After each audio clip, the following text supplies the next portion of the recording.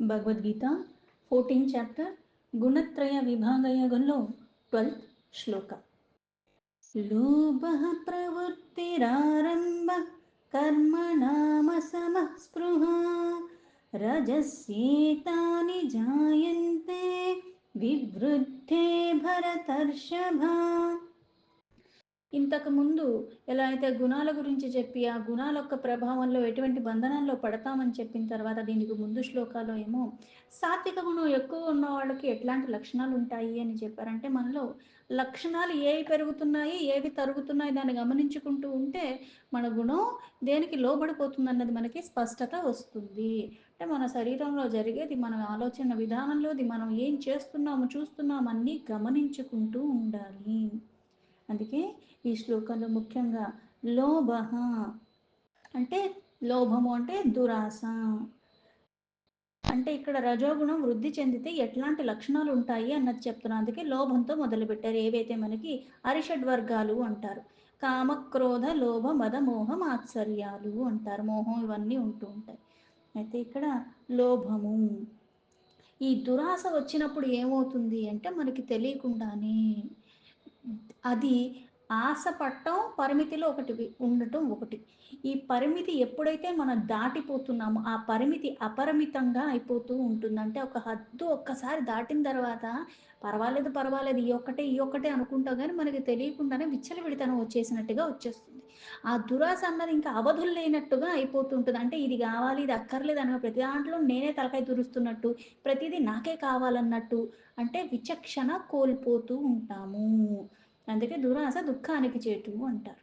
అంటే లేనిపోనివన్నీ కూడా నాకే కావాలని నేను ఎప్పుడైతే ఇట్లాంటి ఆరాటాలు పడుతూ ఉంటానో అది నాకు ఇంకా ఇంకా దిగజారిపోయే స్థితికి తీసుకెళ్ళిపోతుంది. అందుకే దీన్ని లోభంతో మొదలుపెట్టారు. ఈ దురాశ అన్నది ప్రవృత్తిర్ ఆరంభ, అంటే ఇది ఎప్పుడైతే వృద్ధి చెందుతుందో, అంటే మొదలైనప్పుడు ఏదైనా సరే ఇప్పుడు మొక్కగా ఉన్నదాన్ని నువ్వు తొలగించలేకపోతే అది మహావృక్షం అయిన తర్వాత దాన్ని తొలగించడం కష్టతరం, అసంభవం అయితే కాదు. ఎందుకంటే మనం పురాణ ఇతిహాస గాథల్లో చాలా చూసి ఉన్నాము. తెలిసి కానీ తెలియకుండా కానీ బోల్డ్ కర్మలు మనం చేసి ఉన్న ఆ వాసనలన్నీ మనం మోస్తున్నాం, అవి తొలగించుకోవాలి. కానీ తప్పు తెలుసుకున్న తర్వాత పరమాత్మని ఎప్పుడైతే నువ్వు త్రికరణ శుద్ధిగా పట్టుకుంటావో, ఆ పట్టుకోవటం ఎంత దృఢంగా పట్టుకుంటే అంతలాగా నీకు మళ్ళీ ఇవన్నీ తొలగించుకునే అవకాశం కూడా ఉంటూనే ఉంటుంది. కాకపోతే కష్టతరం, కొంచెం ఎక్కువ కష్టపడాల్సి వస్తుంది. చిన్నగా ఉన్న ముక్కని చాలా తేలిగ్గా ఈ ఎడం చేయి కదా కుడి చేత్తో కూడా తీసేయచ్చు అన్నట్టుగా తీసేయచ్చు. కానీ మహావృక్షం అయిపోయిన తర్వాత దాని ఏర్లు బాగా పాతుకుపోయి ఉంటే దానికి గొడ్డలతో నరకాలి, నరకాలి, నరకాలి. బోలెడు కృషి చేస్తే గానీ ఆ మొక్కని పీకలో, పైగా దాన్ని వేళ్ళంతా కూడా మొత్తం తీస్తే గానీ అది ఎలా అయితే మనకి ఆ ప్రదేశంలో ఇంకా మళ్ళీ ఆ మొక్క రాకుండా ఎలా అయితే ఉంటుందో ఇది కూడా అంతే. ఒక్కసారి దురాశ అంటే హద్దు ఏమిటో తెలియకుండా విచ్చలవిడితనం వచ్చినప్పుడు ఏమవుతుంది అంటే విచక్షణ కోల్పోతావు. విచక్షణ కోల్పోయిన కారణంగా నీ శరీరం మీద కానీ నీ జ్ఞానేంద్రియాల కానీ దేని మీద నీ ఆధీనం లేకుండా పోతూ ఉంటుంది. ఎందుకంటే దానికి నువ్వు లోబడిపోయావు. అందుకే ఇక్కడ లోభం అని చెప్పి ఇది మళ్ళీ ప్రవృత్తి ఆరంభ, అంటే ఇది ఎప్పుడైతే మొదలవుతుందో, అంటే అటువంటి కర్మలు ఎప్పుడైతే వృద్ధి చెందుతూ అవి నువ్వు ఎప్పుడైతే దురాశకి లోబడి అట్లాంటి లోభత్వంతో కర్మలు చేస్తూ ఉంటున్నావో దాని కారణంగా అది వృద్ధి చెందుతుంది. అంటే ఒకటి చేసి ఆగవు, అలానే చేసుకుంటూ ఇంకా ఇంకా పెంచుకుంటూ వెళ్ళిపోయినట్టుగా విస్తరించినట్టుగా చేసుకుంటూ వెళ్ళిపోతాము. అందుకే కర్మణ మసమః స్పృహ, ఇటువంటి కర్మలు నువ్వు చేసుకుంటూ పోతూ ఉంటే ఇక్కడ కర్మణ అంటే ఈ కోరిక, ఈ దురాశ, ఆశపట్టం వేరు, దురాశ పట్టం వేరు. ఇప్పుడు ఎలా అంటే ఉదాహరణకి చెప్పుకోవటానికి, నాకు ఏదన్నా వస్తువు కావాలి, నేను కష్టపడి దాన్ని సాధించుకోవాలనుకోవటం తప్పులేదు.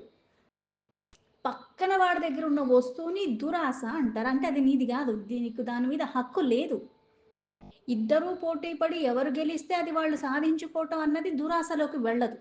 ఆ పోటీ కూడా మళ్ళీ నేను ధర్మపరంగా పడినప్పుడు. కానీ అధర్మం అన్నది ఎక్కడొస్తుంది? దురాశ వచ్చినప్పుడు. అంటే నీది కాని దాని వస్తువుని మీద నీవు ఆరాట పట్టమే కాకుండా దాన్ని సాధించుకోవటానికి, చేజిక్కించుకోవటానికి ఎటువంటివన్నా చెయ్యటానికి నువ్వు దిగజారిపోతూ ఉంటావు. అందుకే ఈ ప్రవృత్తి ఎప్పుడైతే మొదలవుతుందో, ఈ కోరికతో కర్మల కోసం అంటే కర్మలు చేస్తావు. కోరికున్నా, కోరిక లేకపోయినా కర్మలు చేయటం అన్నది మానవుడికి సహజం. అయితే ఇప్పుడు ఈ కోరిక కోసమే అంటే దాన్ని ఎలా అయినా చేజిక్కించుకోవాలని అటువంటి తలంపులతో ఇంకా దాన్ని సాధించుకోవటానికి ఇంకా కర్మలు మనం చేసుకుంటూ వెళ్ళిపోతూ ఉంటాము.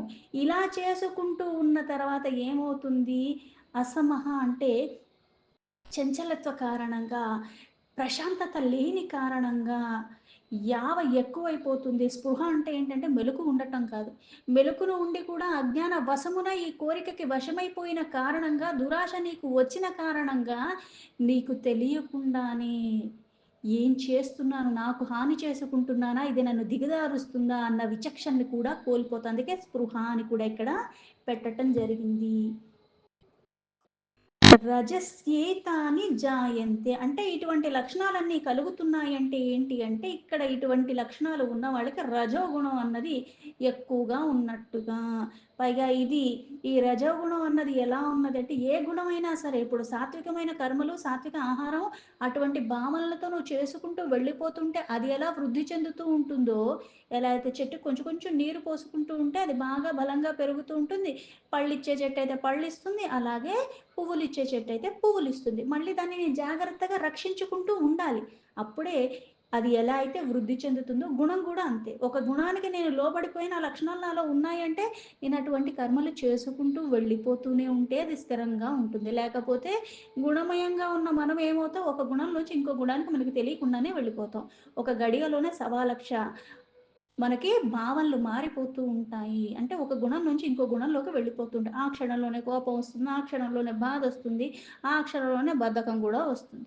ఇప్పుడు చేద్దాం అనుకుంటే ఒక్క కునుకు తీసి చేద్దాం అనుకుంటా. ఆ కునుకు తీయటంలో 2, 3 గంటలు వెళ్ళిపోతుంది. ఈ రోజు కొద్దిలే రేపు చేసుకుందాం అని కూడా వదిలేసేలాగా కూడా మనం తయారవుతూ ఉంటాం.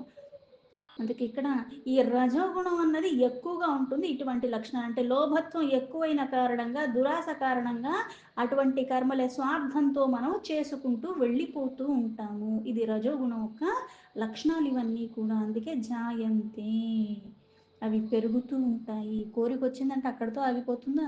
ఈ ఒక్క కోరిక దేవుడి దగ్గరికి వెళ్ళి చెప్పుకుంటా బాగా చాలా ధర్మబద్ధంగా అడిగినట్టు, పోనీ ఆ ఒక్కతో ఆగిపోతావా? లేదు. అది తీరే లోపల ఇంకా 1,00,000 వచ్చి కూర్చుంటూ ఉంటాయి. కోరికే పరమాత్మ అయినప్పుడు నేను అడగకుండానే నాకు ఇస్తాడన్న ఎరుక నాకున్నప్పుడు, నేను చెయ్యవలసిన కర్మలు నాకు చేసే అంత శక్తి నాకు ఇస్తున్న పరమాత్మను వీటిని నేను మళ్ళీ దుర్వినియోగం చెయ్యకుండా ఉండే బలాన్ని, జ్ఞానాన్ని కూడా నువ్వే ఇవ్వు అని ఎప్పుడైతే త్రికరణ శుద్ధిగా పట్టుకుంటావో అప్పుడు దీని నుంచి బయటపడగలవు. లేకపోతే కర్మలు చేస్తూ కర్మబంధనాల్ని వదిలించుకోవటం చాలా కష్టము. అందుకే ఇది ఎప్పుడైతే విజృంభిస్తుందో అది ఇంకా పెరిగిపోతుంది జాయంతే అంటే. అందుకే వివృద్ధే భరతర్షభ అంటే అటువంటి వాటిని నువ్వు నిర్మూలించుకోకుండా ఉంటే అది ఇంకా వృద్ధి చెందిపోతూ ఉంటుంది. అంటే ప్రబలం అయిపోతుంది. రజోగుణం ఎక్కువైపోతూ ఉంటుంది. ఏదో ధర్మబద్ధంగా చెయ్యాలన్నట్టుగా ఎక్కడో ఒకక్కడ సాత్వికుడు ఎవరినో చూసి ఏదో చేసి అనుకుంటా అబ్బా మనం కూడా చెయ్యాలి అని. ఆ ఒక్క క్షణమే, తర్వాత మళ్ళీ బలమైపోయిన రజోగుణ కారణంగా సాత్వికాన్ని, తామసాన్ని అణిచివేస్తూ ఉంటుంది. కావాలి, కావాలి అని కసికొద్దీ చేస్తూ ఉంటాం అనమాట.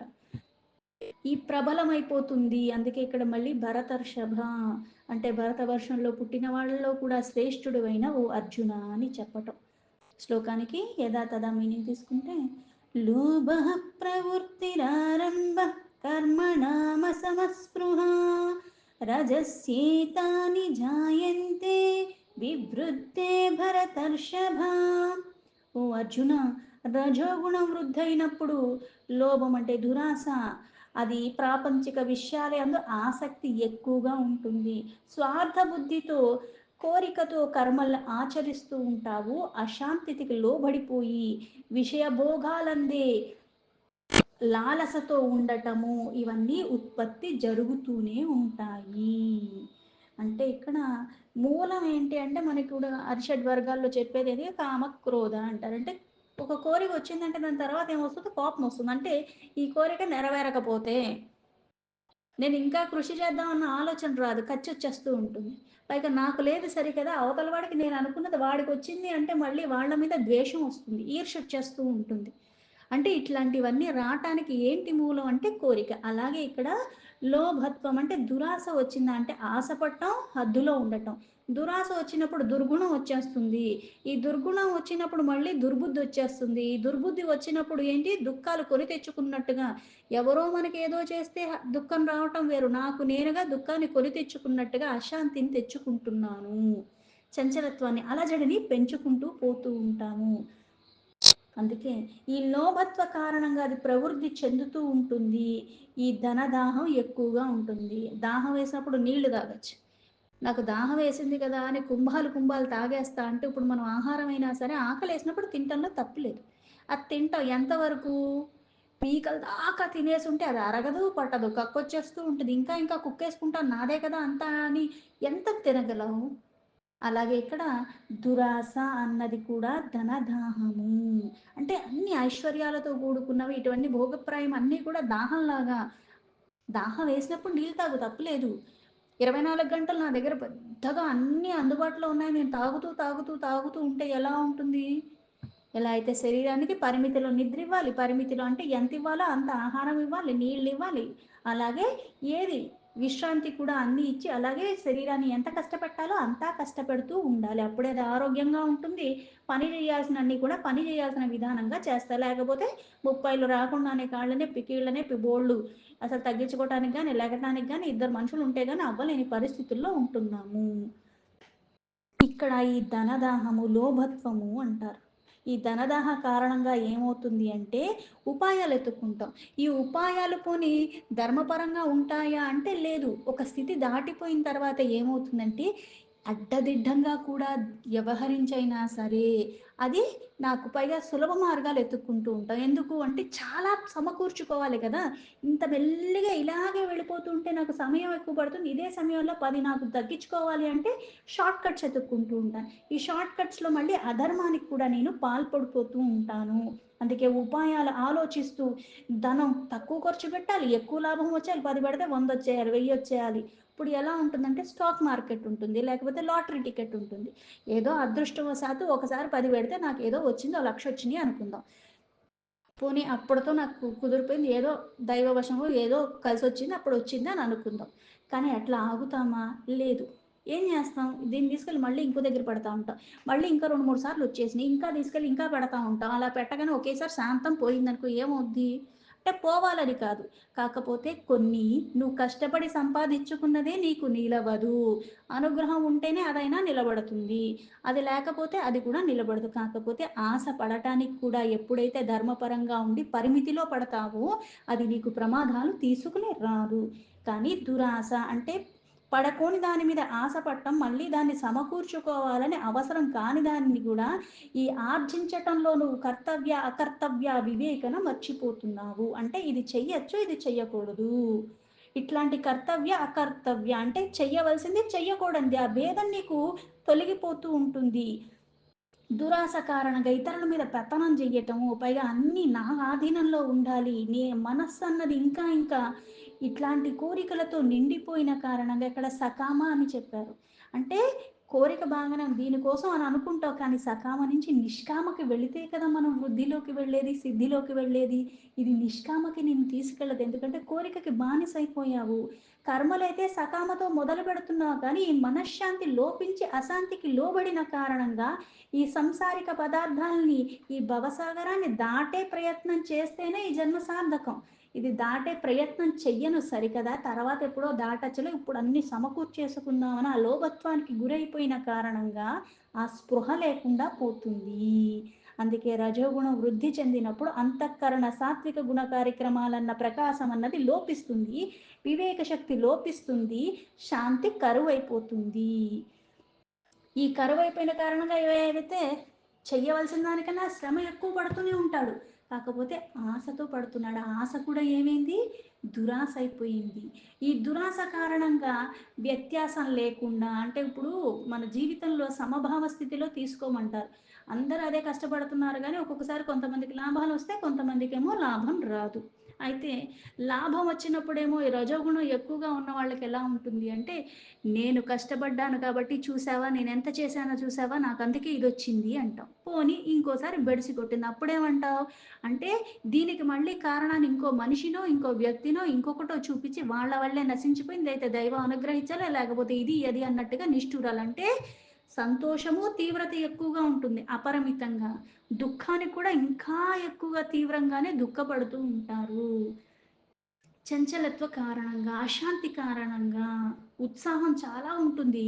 ఎందుకంటే బోలెడు బోలెడు సాధిచ్చేసుకోవాలి. ఇక్కడ దురాశ కారణంగా ఎప్పుడూ ఏదో ఒక ఆలోచనతోనే బాధపడుతూ ఉంటారు. అందుకే వాళ్ళకి శాంతి ఉండదు. ఇప్పుడు ఏదైనా సరే కొద్దిగా నేనేదైనా చేసి అక్కడ వరకే కోరికగా, పరిమితిగా ఉన్నప్పుడు నా శరీరం బావుంటుంది.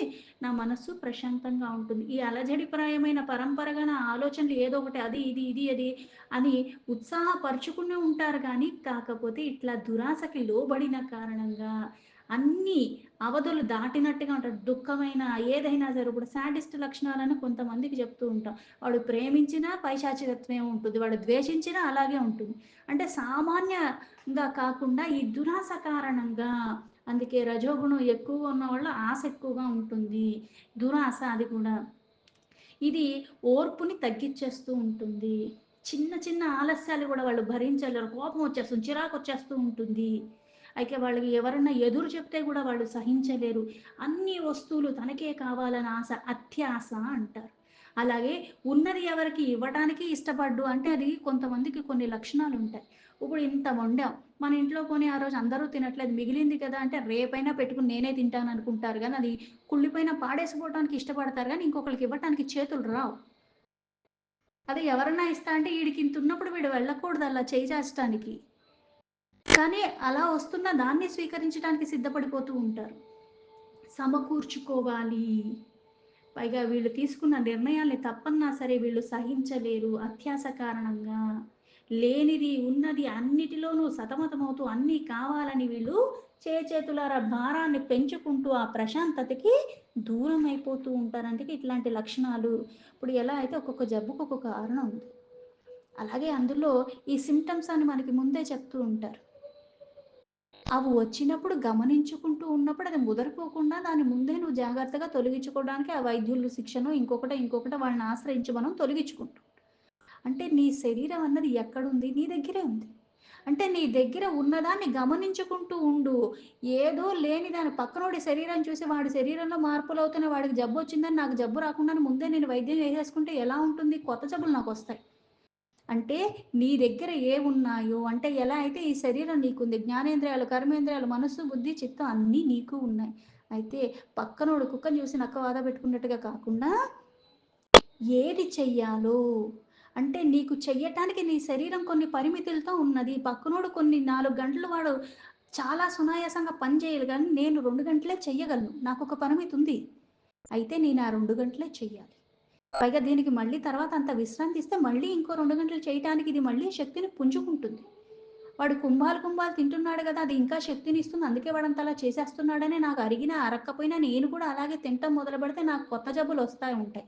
పైగా చెయ్యవలసిన పని ఏదైతే సమర్థతతో నేను చేస్తున్నానో అది కూడా నేను చెయ్యలేని స్థితికి వెళ్ళిపోతాను. అందుకే ఏ శరీరమైతే నీకిచ్చాడో దీన్ని జ్ఞాన ప్రకాశం వైపు తీసుకోవాలి అంటే ఇవన్నీ మనకి ఎప్పుడైతే ఇది ఆరంభ స్థితిలో ఉన్నప్పుడే దాన్ని నువ్వు గమనించుకుంటూ ఉండాలి. ఎరుకలో ఉండాలి. అన్నీ కావాలి. బతుకు సాఫీగా నడవాలంటే డబ్బు కావాలి, బట్టలు కావాలి, ఉండటానికి, తినటానికి అన్ని రకాల నా బాధ్యతల్ని నెరవేర్చడానికి అన్నిటికీ నాకు కావాలి. కాకపోతే పరిమితిలో ఉండాలి. ఎంత చెయ్యాలో అంత చెయ్యాలి. ఎంత ఖర్చు పెట్టాలో అంతా ఖర్చు పెట్టాలి. అక్కరికి రాని విషయాల్లో తలకాయలు దూర్చడమే గాకుండా, అనవసరపు ఖర్చులు గూడా పెట్టటం తగ్గించుకుంటే ఇంత బాధ నాకుండదన్న జ్ఞానం కూడా కలగాలి. ఆ మనస్సు చంచలత్వానికి లోబడకుండా ఉండేలాగా క్రియలు ఒక్కసారి లోభత్వంలోకి వెళ్ళిపోయినియంటే, దురాశకి లోబడిన కారణంగా మనకి ఏమైపోతుంది అంటే, భావనలన్నవి ఇంకా ఉప్పెన వస్తున్నట్టుగా అలజడిప్రాయంగా ఉంటుంది మన జీవితము. అందుకే ఉత్తమోత్తమమైన దాన్ని పట్టుకోవాలి అంటే మనలో ఉన్నవన్నీ ఆ గుణ కార్యక్రమాలు ఎట్లా జరుగుతున్నాయో అవన్నీ తెలుసుకోవాలి.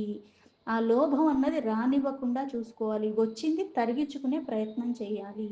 రజోగుణ లక్షణాలు వర్ణించి మరి ఎందుకు చెప్పాడు అంటే, ఇప్పుడు ఎలా అయితే సాత్వికం ఉంది, రజోగుణం ఉంది, తమో గుణం ఉంది. తమో గుణం అధమ స్థితి, సాత్విక గుణం ఉత్తమ స్థితి, మధ్యస్థితి అన్నది రజోగుణము. మధ్యలో ఉన్నావు. కొద్దిగా కృషి చేసావంటే సాత్వికానికి వెళ్ళిపోతావు. దీన్ని నువ్వు గమనించుకోకపోతే ఈ లక్షణాలన్నీ వృద్ధి చెందుతూ ఉన్నాయంటే నువ్వు మళ్ళీ దిగజారిపోయి తమో గుణానికి వెళ్ళిపోతావని హెచ్చరికగా చెప్పింది.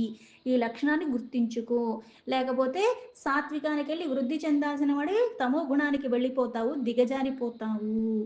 గుణ ప్రభావాలు మనలో దోషాలు తొలగించుకోవటానికి, జ్ఞానాన్ని పెంచుకోవటానికి వినియోగించుకోవాలి అంటే కొన్ని కొన్ని మనము వదిలించుకునే ప్రయత్నం చెయ్యాలి. ప్రయత్నం చేసినంత మాత్రాన మనకి అవి తొలగిపోతాయి, రేపొద్దున నేను జ్ఞానంతో నిండిపోతాను అనుకోవటానికి కూడా వీల్లేదు. నా కర్మలు ఉన్నాయి కాబట్టి దాని ప్రకారంగానే అవుతూ ఉంటుంది. కొంతమందికి 10 రోజుల్లో అవుతుంది, కొంతమందికి 10 నెలలు పడుతుంది, కొంతమందికి 10 సంవత్సరాలు పడుతుంది. కాకపోతే విరామం తీసుకున్నా, తీసుకోకపోయినా అక్కడ మళ్ళీ విఘ్నాలు వచ్చినా, రాకపోయినా అంత స్థిరంగా అన్నేళ్ళు నేను పట్టుకోవాల్సిందే. అంతేగాని నేను ఇన్ని చేసినా సరే నాకు అవ్వట్లేదని వదిలేస్తే ఏమవుతుంది అంటే మళ్ళీ పట్టుకోవటం కూడా కష్టమైపోతుంది. ఏది వచ్చినా రాకపోయినా ఆ పరమ సత్యాన్ని గ్రహించి నువ్వు దాన్ని ఆశ్రయించి అలా నడుచుకుంటే గాని నువ్వు ఈ సంసారం అన్న భవసాగరాన్ని దాటలేవు. గుణమయంగా ఉన్న మనము ఆ గుణాలను తెలుసుకుని గుణాతీత స్థితి అయిన పరమాత్మని ఎలా ఆశ్రయించాలి అంటే గుణాలన్నీ దాటి, అందుకే గుణాతీత సర్వాతీత అని ఎందుకంటున్నాము అంటే నువ్వు కూడా అలానే ఉండాలి. ఒకదాని ఆధీనంలోకి వెళ్ళిపోతున్నాను అంటే నాకు తెలియకుండానే బంధనాలు పెంచుకుంటున్నాను. ఈ భవబంధనాలన్నీ తొలగించుకుంటేనే పరమశాంతి నాకు సులభంగా లభిస్తుంది. అన్నీ ఏ గుణం ఉన్నా ఏదున్నా సరే పట్టుకోవాల్సింది ఎవరిని అంటే పరమాత్మనే. ఎలా పట్టుకుంటున్నావు? కోరికతో అయినా పట్టుకో, కానీ పట్టుకోవటం అలవాటైపోయాక కోరిక తీరిపోయిందని వదలటం కాకుండా కోరికను వదిలి పరమాత్మని పట్టుకుని స్థిరంగా ఉండగలిగే స్థితికి చేరేలాగా కూడా జ్ఞానము, ఆ అవకాశము అన్నీ ఇస్తాడు పరమాత్మ అన్న ఉత్సాహంతో ఉండాలి ఎల్లవేళలా. దీంతో భగవద్గీత 14th చాప్టర్ గుణత్రయ విభాగ యోగంలో 12th శ్లోక సంపూర్ణం.